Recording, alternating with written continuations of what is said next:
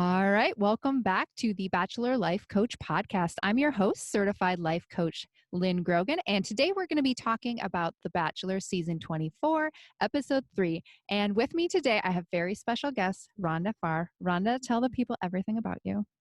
Hi, Lynn. Thanks for having me. So, I am the intimacy coach. I am a certified life coach through the Life Coach School, just like Lynn.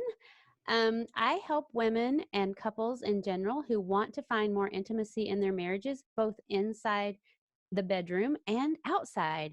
And what I find is typically we have to work on what's going on outside the bedroom to build that foundation for the physical intimacy that everybody's really concerned about and seeking. So, yeah, that's what I do.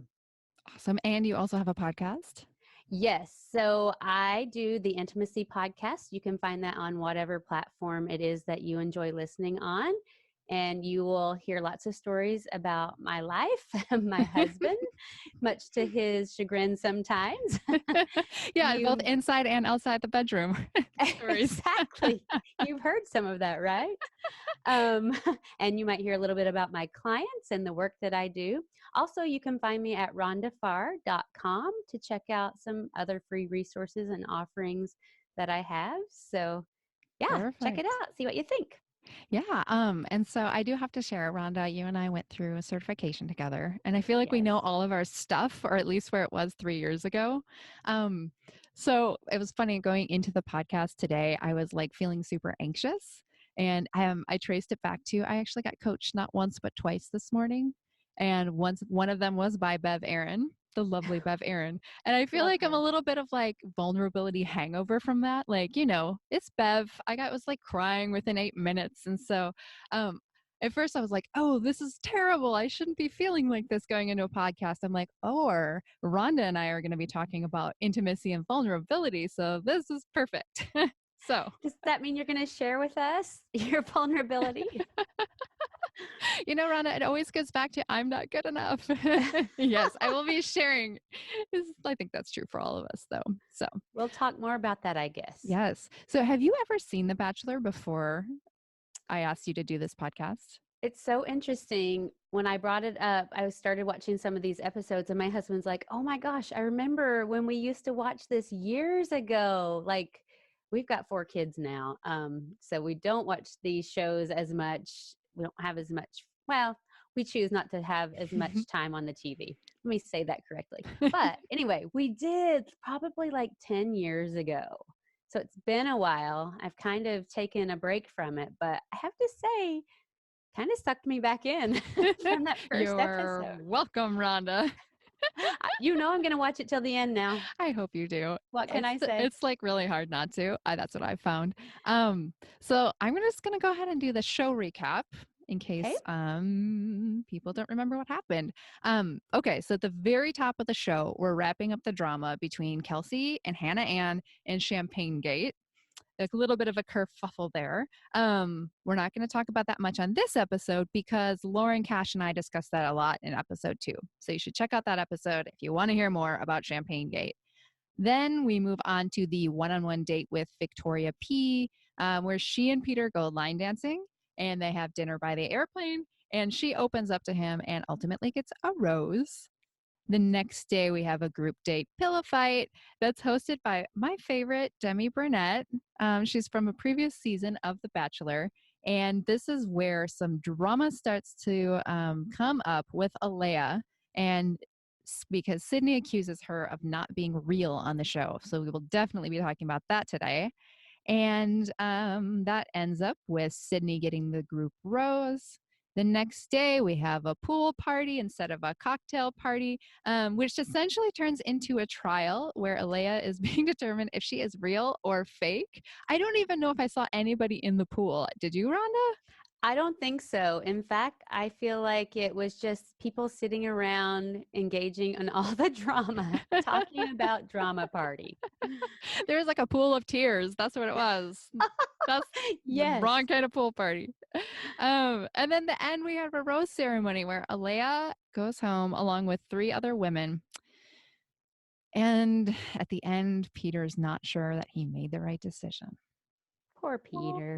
I know, poor Peter. Speaking of poor Peter, should we coach Rhonda? Let's do it. Yeah, let's go into these coachable moments. So, dun dun dun. Rhonda, do you want to take the first one? Yeah, so I just was turning on the show and thinking about right off the bat, one of the girls, Victoria said, I feel like the luckiest girl in the world. And then Alea said, I just don't want to know about your relationship. I want to focus on my own. And there were all these comments, and I thought it's so interesting how each of the girls feel so differently about it. And it made me really think about how we have our own interpretation of every experience. And that kind of triggered a thought like, where else, almost nowhere else, would you see a big group of girls dating the same man and being totally okay with him kissing them and connecting with them and holding their hands and rubbing their shoulders and knowing that he's doing that, but still being okay with it? Like, there might be a few communities that do that, but not many. So, what's the mindset of these ladies coming into this? Yeah, I've been wondering that too. I was thinking today, I'm like, if this was a group of apes and there's one man ape and like 30 lady apes, like what would go on here? Like, I think it would be a little bit more violent. Right? I was just like imagining it happen. But here they're like somewhat civil, and like the only drama that we see is like, the mental and emotional drama that comes in here. The pillow fight. But there's the pillow fight That to was an remind us outlet for sometimes. a little bit of Yeah. drama, a little bit of violence. A little bit of violence. Yeah, and I don't know. I was thinking about this. Like, what is the mindset? I mean, maybe because they have these rules around it, people are able to wrap their brain around the idea of this, at least for a while. I think in this episode, we kind of see people start breaking down a little bit and the claws are coming out. That's a good point. In fact, I think somebody used that exact phrase. Sure, the clause came out. No, I think you're right. It's because they have some rules that are set in place before they go into this, which, if you think about it, really gives them an expectation going into it. Hmm. I think that's what relationships are, right? It's just a bunch of thoughts and rules in our brain. When we're in a monogamous relationship, or at least if that's what we're expecting, a one on one, we have some rules preset in our brain, whether we realize that or not, right? Yeah. So we're going into that relationship expecting it to abide by those rules. And I think you're exactly right. These ladies, they're going into this encounter, into this show with some rules. And as long as it follows what they think should be happening, they're relatively happy about it, even if that means the man that they are pursuing is holding hands and kissing and doing whatever else with another woman. Yeah. They're okay with it because of the expectations that were already there, and they seem to be falling within the parameters of the role. Yeah. And I think what's interesting too is when anybody voices concern to Peter, like, oh, you're probably thinking about all these other women. And he's just like, girl, when I'm with you, you're the only one I think about. I mean, maybe not that Yeah. smooth because like there's times when he's a little awkward, but that's what he says to them. Like, when I'm with you, you're the only one I'm thinking about. And that's, I guess, how he gets around making them feel safe and making them feel like available, like that he's available for them to be vulnerable. That's kind of what my take was on that. Yeah, I think so. I think he does a good job using all the right words. And I'm curious though if some of the women believe his words or not. Like, you can see throughout the show that some of the women buy into it a little more than others, I think. Um Also, I really think it's interesting that he says a lot to the girls, this feels right, or there's totally a connection here. He uses that wording a lot. I just feel something. And I wonder the interpretation of the girls. Well, if Peter's feeling something, what does that mean for them? What does that mean about the future? And I'd be curious to know what's going on in their mind when he's using that wording. I would too. And I think there's also a lot of disconnect that happens for people because they'll go on this one on one date, have the most intimate connection with Peter, and think, holy cow, like if I had the same experience as these women have on their dates, I'd be like, this is the one, totally falling in love, can't wait for the next date. And then they see him repeat it with someone else. And so I think that, if we're going to be talking about real and fake later today, I think there's also some questioning about whether it was real with them if That's he's a good able to point. replicate it with all these other women too. Yeah, such a good point. And it's hard for me to tell if they are seeing this in real time, the way the show is filmed and the way it's aired. I'd be curious to know how much of that they do have insight into the relationships that he has with the other girls. Of course, the other girls come back and tell them, but I'd be curious to know how much they actually see in real time. I I don't don't really know about know. Probably not as much as we think that they do. Sometimes they seem very clueless. But I mean, and I think Alea tries to handle this by saying, like, I just don't want to hear about all of your relationships, that. as if she could just pretend like it wasn't going on. Um, but it's kind of hard not to if somebody's making out in the corner of the room. Or, I mean, you've seen on other episodes, like making out right in front of them, too, like just stealing him for a kiss. So Yeah. I don't know, Rhonda. Like, it's hard to even say like how you would coach somebody on this circumstance of like 30 women dating one man. As you Hmm. mentioned it before, it's not really anything that we see socially, except for on this show. Exactly. I think we can see from some of the girls that they handle it in a different way, right? Like you were saying, Alea said, I just don't even want to think about it. So she's kind of resisting or avoiding all that might come up with thinking about him being with another girl. And that's how a lot of us cope, right? We Mm, just want to avoid and pretend it's not there. But I think the interesting thing about this is when we try to push something away from us, it takes a lot of effort. And we think we're keeping it out of our lives. But when we intentionally have to push something, like really think about that visual, like you're pushing something heavy, your hand has to always be on it mm, or it will slide right back.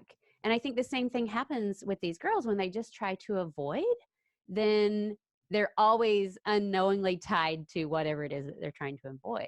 yeah. And on And the then oh, go ahead, Rhonda. exactly where I was going. Go ahead. The flip The side. flip side of that is if you're grasping all the time, like grasping for time with Peter, grasping for his attention, that takes up a lot of energy too. That neediness of grabbing it. Is that where you're going to go with it, Rhonda? Absolutely. And the way I like to think about it too, I explain this to my clients sometimes, and those who are listening, maybe they can relate to this. Like when you feel a really strong emotion or you have a lot of strong thoughts about something, sometimes we'll indulge in it because we feel so justified. We saw this on the last episode a lot. We won't bring it up again. But I tell them, like, imagine that you have this beach ball and it's filled full of those thoughts and emotions. And I want you to imagine it's lightweight, right? You can hold it, but you're just holding it in front of your face all the time. And even you could probably see through it a little bit, but it's totally distorting your view of everything when you're indulging in it. Even the good stuff around you that you want to enjoy, you can't see it clearly because you're indulging and your perception is so distorted now. So, yeah, whether we resist, we're tied to it, or if we hold on to it and indulge, it really messes everything up for us. So, we got to be careful with those emotions. They can Yeah, be tricky. they can be tricky. And I think what's interesting about, and I think this will probably be the last episode where this happens, is the women, most of the women that we see go home, like don't get a lot of airtime. And I think part of what's easy for Peter to cut at this point, except for, of course, Alea, is he's just cutting the women he doesn't even think about, right? Like if our relationship with anybody is our thoughts about them and what's going on in our head and the stories that we tell about other people, I think right now it's kind of easier for Peter because he doesn't have relationships with those women at all. Maybe he's talked to them once or twice, but it's probably more small talk. And so I think where the drama and builds up as the season goes on is he does actually have relationships with women. And then they start to respond when they get removed from the show, how they're not good enough, how, they just weren't what he needs. And so it will be interesting to see, like, today we see one mindset and how it shifts as the season goes on and what they think about this whole situation. Yeah, absolutely. I Mm. agree. If you don't care that much, or if you just don't even know, if you don't have a lot of thoughts about something, there's usually not a lot of drama when it's gone, right? Nope. Like, whatever, life is still normal. Yeah, it's like decluttering your house, right? He's just decluttering the house of women. Oh, Peter. Absolutely. That's a terrible way to Poor put that. girls. Oh, speaking of things that are terrible, no, let's move on to coachable moment number 2. I want to go to that one-on-one date with Peter and Victoria I love and that. Can I just say I a moment really with enjoyed her. that piece. Yeah. Yeah, I did too. Um, So, in this scene, Victoria P is opening up about her past, and she's telling Peter about how, at a very young age, her father passed away, and then her mother fell into addiction, and then she and her sister and her mom were in and out of shelters, and essentially, Victoria P took on this caregiver role. Where she was taking care of her sister and probably, I would guess, her mom a lot too, making sure that they were fed, not always sure where the next meal was coming on. And you could tell it took so much bravery for Victoria to bring this up. Like, those were real tears to me. Is that what I your take agree. was too? Yeah. Yeah, I agree. I think that she really had a moment that she felt like she could trust him. And that's why she was able to open up. But you're right. You could tell getting the words out and the way she said them, it Yeah. was It was it a was moment. quite a task. Yeah. It was Yeah. vulnerable. And what I want to talk about here is there was a moment where Victoria P says, it's meaning her past has affected my relationship sometimes. I didn't feel deserving of someone. And I thought that that part was really interesting, this idea of deserving another human or deserving the love of another person. And what do you think has happened in Victoria's life where she goes from feeling like she's not worthy of another person to now feeling like 100% sitting in front of Peter, vying for his love with 30 other women? Like, you can tell that she's just like, yeah, we're on the same page here. She admits that she's falling in love with him. Like, what do you think changes for somebody? Obviously, their thoughts, but how do you go from thinking that you don't deserve to have a good mate in life to then suddenly feeling deserving? I was actually thinking about this today. It's so interesting that you asked that because I actually we didn't discuss that before. But I wonder if maybe she did get some therapy or perhaps a fantastic life coach, right? Because usually when we have thoughts and feelings about ourselves that run so deeply, we have trouble gaining awareness about them even being there. Like, so for example, you probably see this with some of your clients. We'll have all these results in our lives, these things that we don't really like. And we'll often think, I'm broken. Something's wrong with me. I just cannot figure this out. Why do I keep doing the same things over and over and over again? And people will just be baffled that they can't either get a relationship that they like or lose the weight or whatever it is, right? But it's because they don't have that awareness of all the things that they're doing to actually sabotage themselves, and they don't have the awareness of all those limiting beliefs. So I don't know how it happened, to answer your question, but somewhere along the line I believe she had to gain some awareness of how those childhood um, circumstances and memories were affecting her, and somebody had to help her kind of untangle all those from her worth and who she is today. Yeah, absolutely. Because at some point, when you're a kid, you don't really know how to decipher all the messages you're getting. You just think, okay, this is the truth. The adult in my life is telling me these things. So I must not be good, right? Like, I must not be good enough. In our society, there's a certain stigma around shelters and being somebody who does not have a home. And so that on repeat has some pretty deep grooves in your brain. And so, what we do know from this episode is that Victoria has been in beauty pageants, just like Alea. And so, it does make me wonder if there was a lot of self reflection and also maybe some coaching or a really, really good therapist along the way that helped her see that, like, hey, you are not the product of those circumstances from your youth. Like, you don't have to be that person anymore if you don't want to. And realizing that it's a choice, I think, is such an amazing thing. I know it's like made a big impact on my life, is realizing that, like, yeah, it's okay that you used to see yourself in one way, but you don't have to see yourself that way now. And I see that impact every part of my life. Like, how much money I make, like what types of relationships that I can have, the types of jobs I can have. Like, um, before coaching, I definitely thought I was the type of person that could only have a certain type of job and make a very little amount of money and etc. And so something like that must have happened for her too, because you don't just go from thinking that you're not deserving of love to then being on a TV show and opening your heart in the way that she did. I agree completely. I love what you said about you realizing that it's a choice.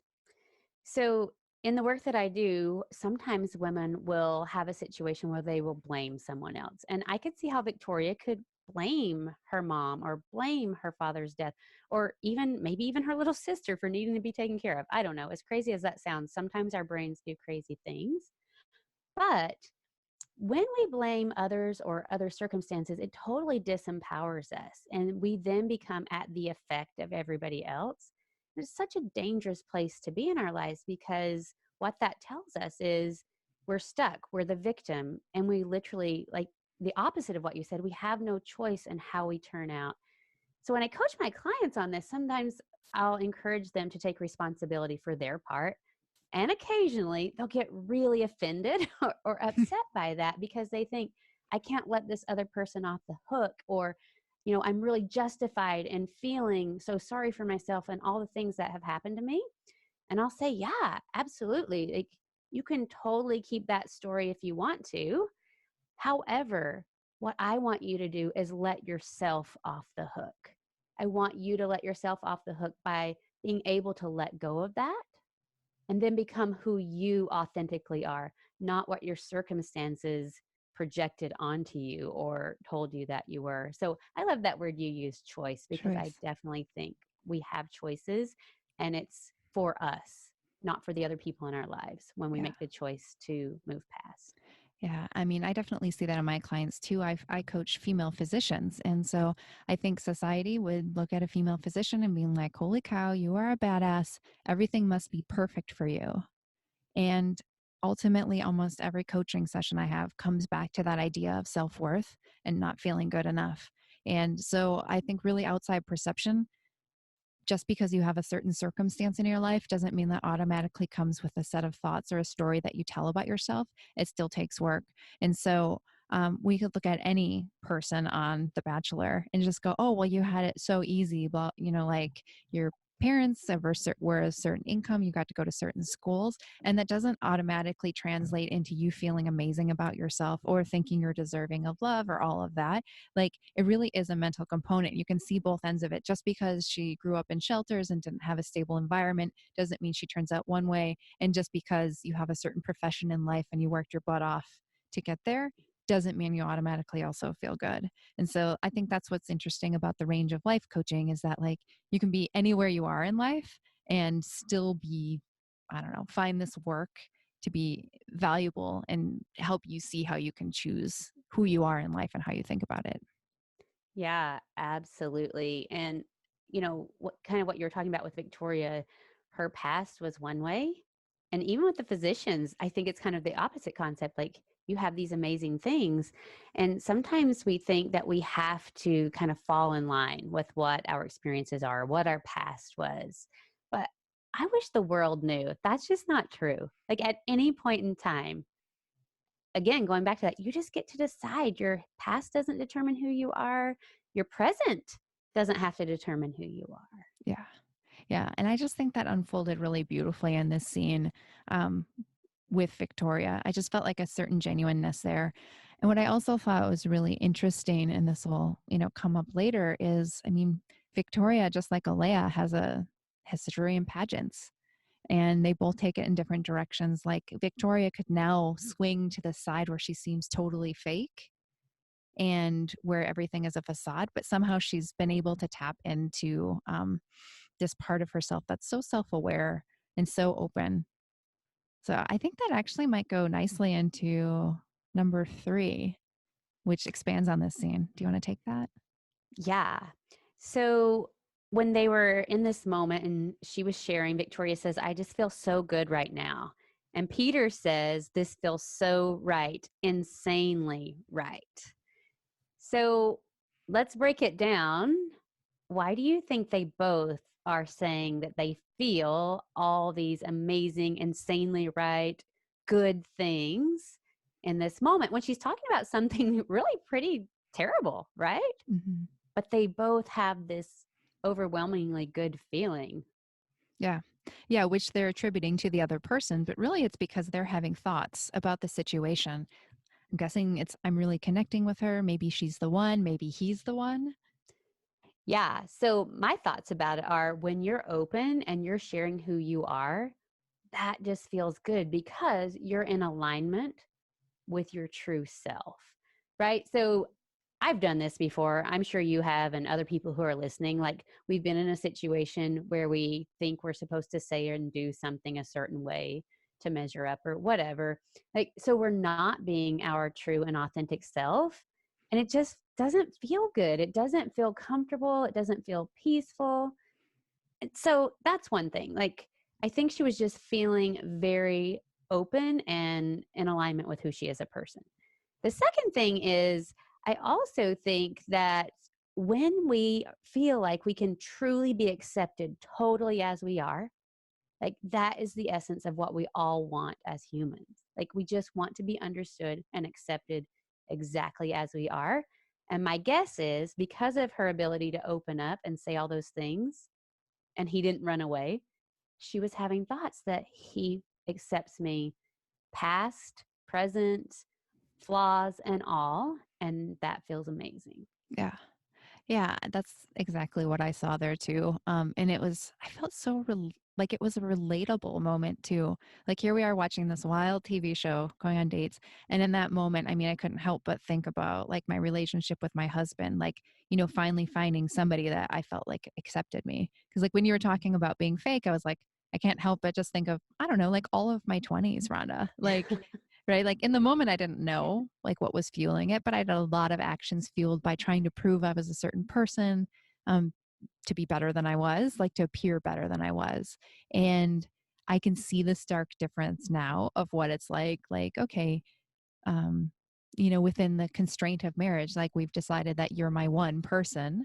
I just see myself growing in all these ways. Like it's interesting how when you narrow it down to one person, you have so much freedom to like explore, which I mean, you talk about all the time in your podcast is just like all of your things come up.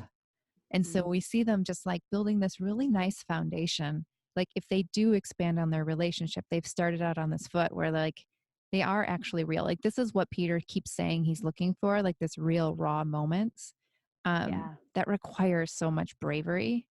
And I think, I mean, any true relationship requires that kind of bravery and like putting yourself out there. Yeah, I totally agree. And to take a step back, maybe for the people at home to kind of think about how they've experienced this in their own lives. I think even with friends, right? Like you have those friends that they're fun to be around. But for example, this happened to me when we were first married. Our marriage wasn't great, but I had this peer group that I felt like had really great marriages and everything was going well for them. So when we were with them, I would be like, everything's good and I'll love you on my husband. But then when we go home, I would be like frustrated about all these things. So what initially ended up happening is I was a little bit envious of these friends. And when we were with them, it was okay, but it didn't feel really great. Like I never felt a close connection with them because I was hiding. Like I was not myself. So I don't know what they probably thought we were great and they probably had a great time. But for me, I was kind of like, yeah, take it or leave it, right? Because it was almost like work to be there, effort to try and be the part. Yeah. And I think it goes back to what you were talking about before, like that resisting and grasping. I think Hmm. there's a lot of like that going on when you're not showing up as your true self. And so you're going to get one of the two of those. And, the only time that you're not expending energy and pushing or pulling is when you're in that true accepting place. And you can just be calm, like exactly who I am today is totally fine. Yeah, and the other thing about that is when you're in that accepting place and you're in that moment, like you can be present, right? And you can focus on the other person and you can focus on the words and you can really feel what you feel. But when you're having to be in your head, what's my next move? How do I act? What do I say? Or like whatever the drama is going on, you miss so much of the true experience. Yeah. You just miss it. And I thought it was remarkable that she was able to open up like this. Like, I'm sure there's 40 cameras trained at them. Yes. And so the amount of focus it would take to just stare into that other person's eyes and say, all right, like, let's go there. I just think about like the amount of bravery it takes me or any of my clients to go to that place, that scary place, the place that you're usually avoiding and open up Hmm. about it. Um, like, I just think it's remarkable what she was able to do on the show Yeah, with that kind of pressure.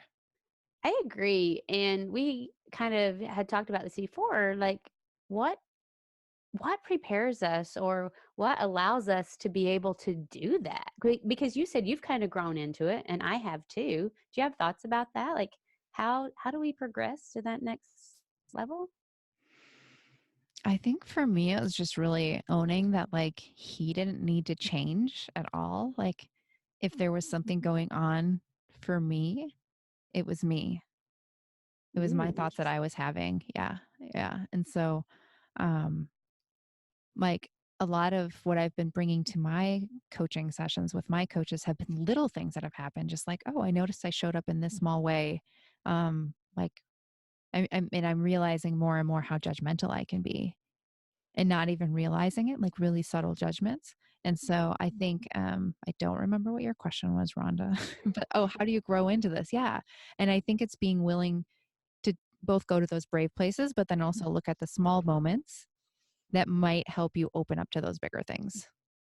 Yeah, I like it. For me, I was thinking about it and um it feels like I did it so gradually, like I was really bad at it for a while and I had to keep practicing over and over being brave, but the big piece of that for me was allowing the emotion to come up and not running from it. So going back to what we talked about before, just letting that emotion be there and pass through me.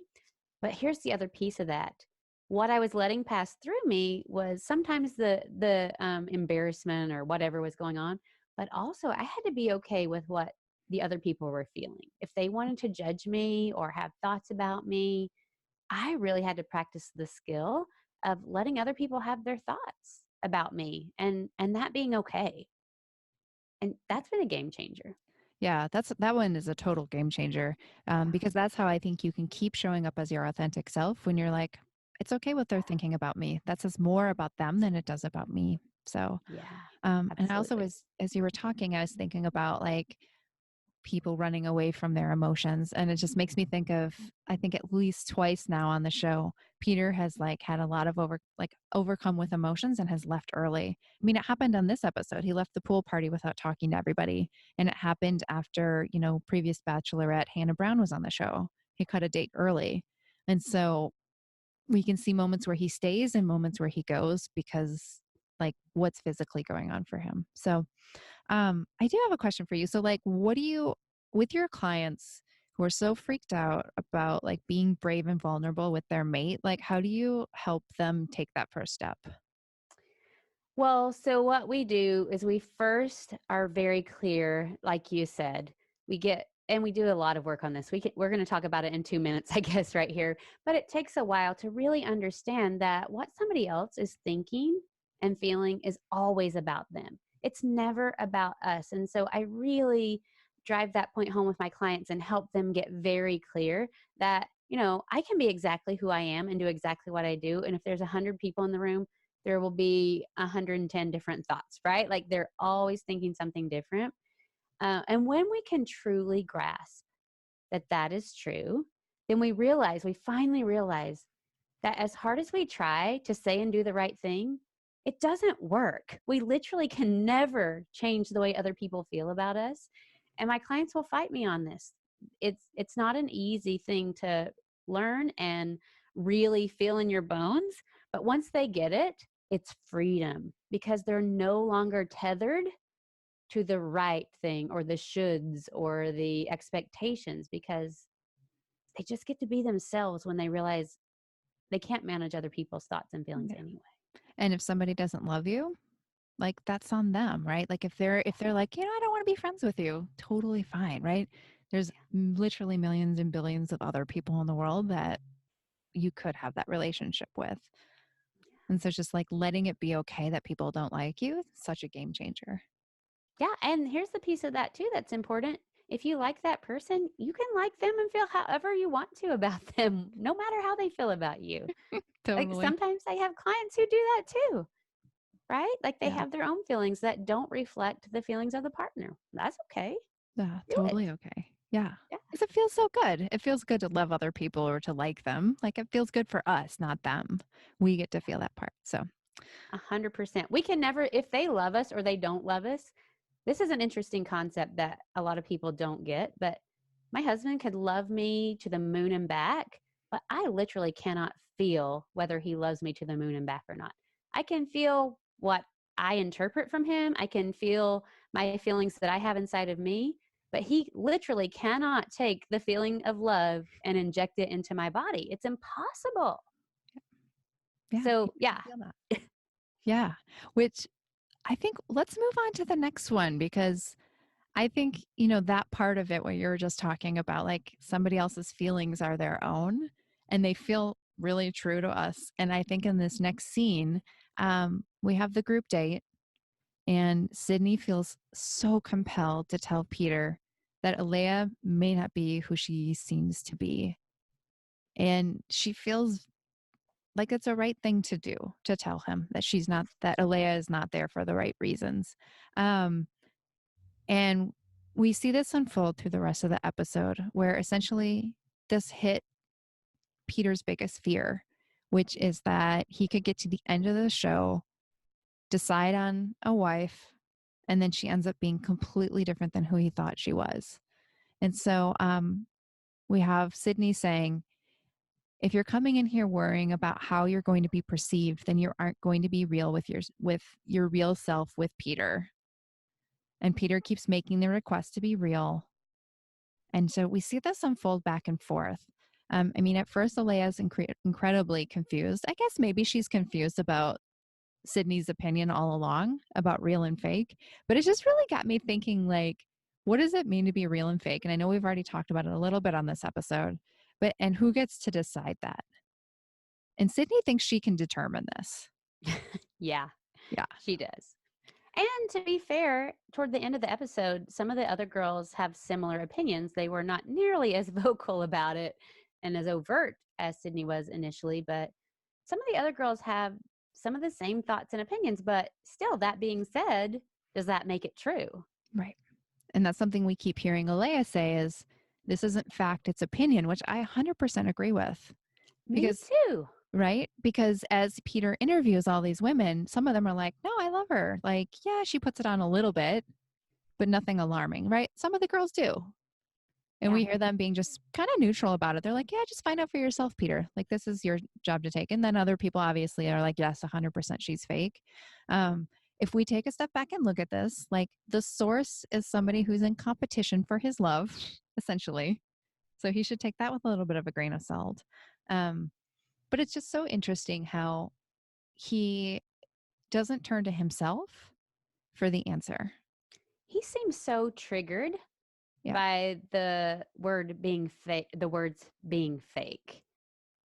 So triggered by it. And I have a feeling that has to do with his past, right?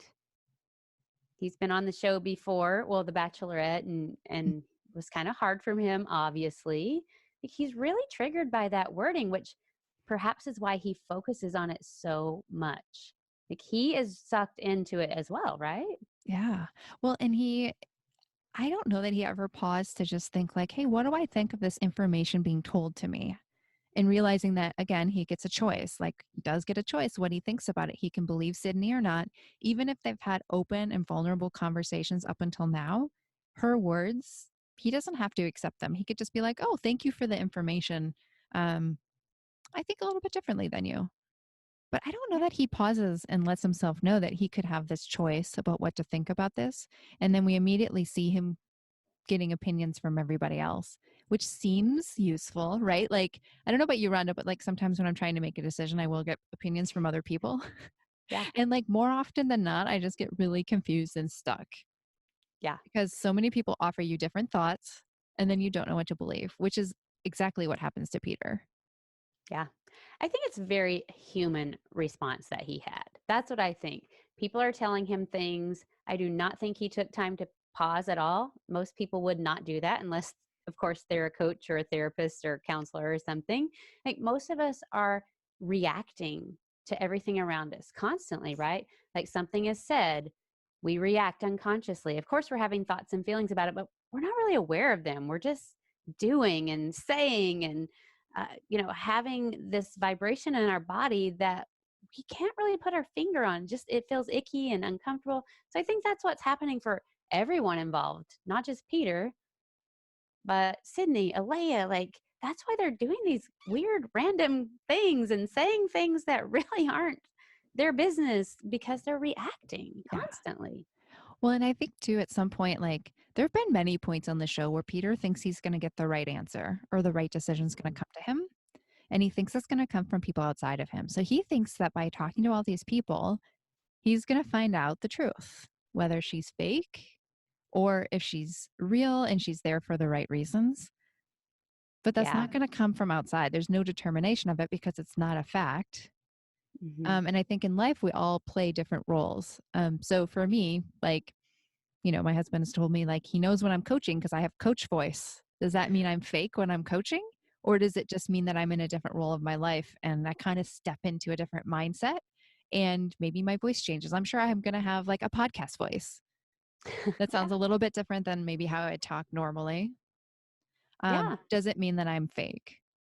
And does it mean that like Alea's fake because a camera comes on and with her training in pageants, there's a persona that comes out because she's like, oh, the camera's on me. And this is the expectation. If that's your habit, I think she said she had done pageants for 8 years. One would expect that there was a certain way that she has trained herself and has been trained to show up in front of a camera, which other people are regarding as fake. But I can see why she's confused because for so many years that was totally okay and accepted. And now Hmm. suddenly it's wrong. Yeah, absolutely. I think you're right. So your question was like, how do we know if somebody's being fake? I think only the person knows. And they probably don't even really know, right? Like Yeah. I think it's within their power. I think there's a way that we can, like a litmus test is what I call it, that we can evaluate. But yeah, what is your answer to that? How do we know? I mean, I think it's in reflection and trying to be aware. I mean, like we, talked about a little bit before, like I was like, oh, that sums up my 20s. I was trying so hard and trying to impress people. I know in reflection, when I look back, that was it. Um, I know if I'm doing things that I would ordinarily say no to, but I find myself saying yes to, that's probably coming from kind of a fake place. Or if I'm agreeing with somebody, even though I don't agree, like you probably are going to notice it mostly in your actions, like what you're doing, if you notice it at all. So if you notice yourself doing like weird things, like you said on this episode, people start doing some strange things, probably Yeah. from that. Yeah, and it's interesting that you say it probably shows up in your actions. I agree with that. And actions are the thing that I think that we notice the most. However, feelings, as you and I know, as coaches, fuel those actions. And so, a little piece of advice that I give to my clients, they'll say, for example, sometimes my clients will talk about their husbands wanting to be intimate with them or have sex with them a certain amount of times in a week or whatever. And so I talk to my clients a lot about, you know, you don't want to have sex with your husband while you're feeling resentful, because what that will do is cause this association in your brain with intimacy and resentment. And it just gets really messy and muddy. And so my clients will say to me, well, sometimes I want to have sex with him, not because I'm feeling it and I want to, but because I love him and I just want to do it for him. Is that okay? Because I'm not really into it. So, what I encourage my clients to do is take a look at how they're feeling. Because, likely, if you want to have sex with your husband, even though you're not into it, you're going to be feeling willing or loving or compassionate. And that's not a bad place to be coming from, right? But if you're doing it because it's a chore and it's an obligation and he expects you to, you're not going to feel so good. You're going to feel burdened or resentful or just super annoyed, right? So I often tell my clients, take a look at how you're feeling when you engage in the action. And not always, but generally that will give you a good idea if you're acting in authenticity with who you want to be in that moment. Yeah, those are great points. I'm like, as you're talking, I was like, oh, I should like tuck this away for myself here, right? Because Please do. thank you, Rhonda. I think this happens every time. I'm like, I get a little coaching advice for myself in here, which I love. Um, let's see. I mean, I think we covered everything there, like this idea of like how you would know if you're fake or real. And I mean, ultimately, we don't know, I think, which puts us into our last point. which Peter thought he was going to get some idea of real or fake by giving or not giving a rose, but that doesn't happen. Do you want to take that one, Rhonda? Number 5? Yeah, let's talk about it. You can tell at the end, like it seems like a struggle, right? Like he seems like he is in agony trying to figure out those last roses, and then they come in and take one away. And so here he is with this one rose, and he just seems so confused throughout the whole episode, really. Don't you think? Like, it was almost painful for me to watch him this time. Like, he didn't Yeah. seem like he was having fun. No, not at all. He started out the season having lots of fun and immediately went into his worst fears. And I think if I had to speculate what's happening here, Peter's like, if I can just make her go away, I'll feel better, right? If I can change the circumstance, then thinking that that automatically would make him feel better, he doesn't give her the rose. She leaves the house and he doesn't feel better. And the reason for that is whatever he is thinking is causing that feeling of continual doubt. He thought he was going to have this for sureness, he says, and he doesn't feel that way. Yeah. Guessing he's thinking things like, maybe I'm wrong about this. Like maybe she should be here.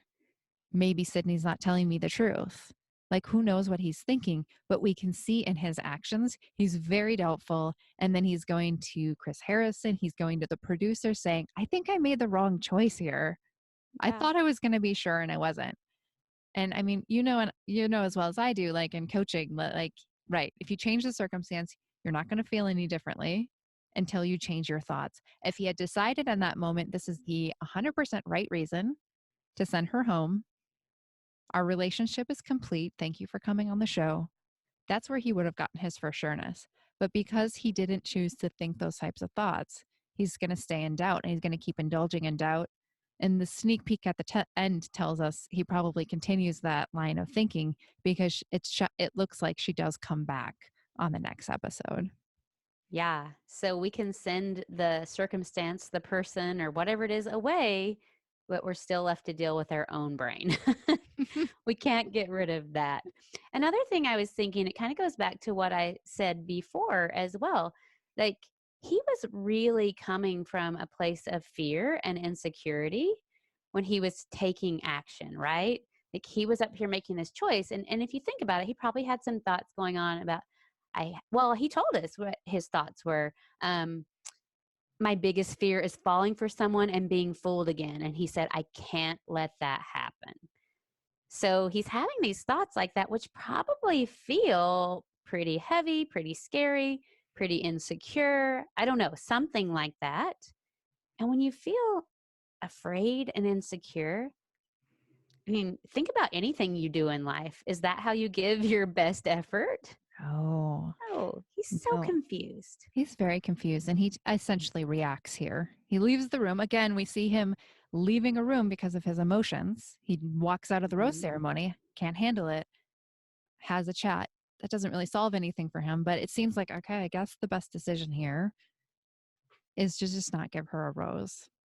Mhm. Um, and I don't know. I mean, he's not going to get that. He's basically got all these competing thoughts going on. Is she real? Is she fake? He decides Yeah. that she's fake. And I think, I mean, that also ties back to, I mean, one of the pieces of evidence that I think put him into the category of think she was fake is when he did talk to Victoria P., the one he had his one-on-one date with this time. And she He said connected with too, he right? connected Like, with, I think, I mean, she's one of the people he has probably the highest level of trust with. mhm. And she told him that, yeah, Leia had asked her not to mention that they knew each other from pageants.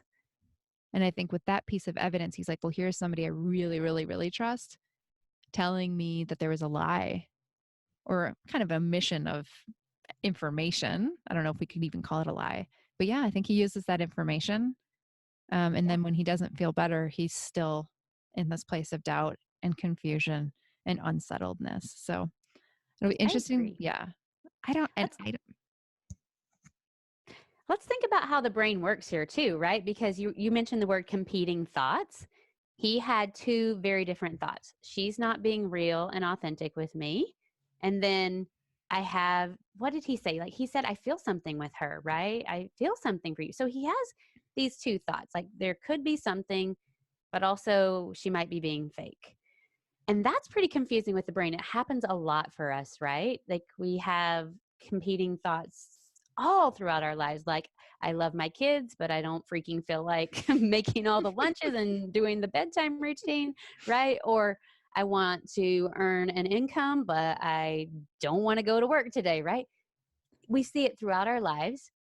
The thought that we are focusing on the most at the moment will get our attention, right? That thought that we choose to focus on is the one that leads our path, sort of, so to speak.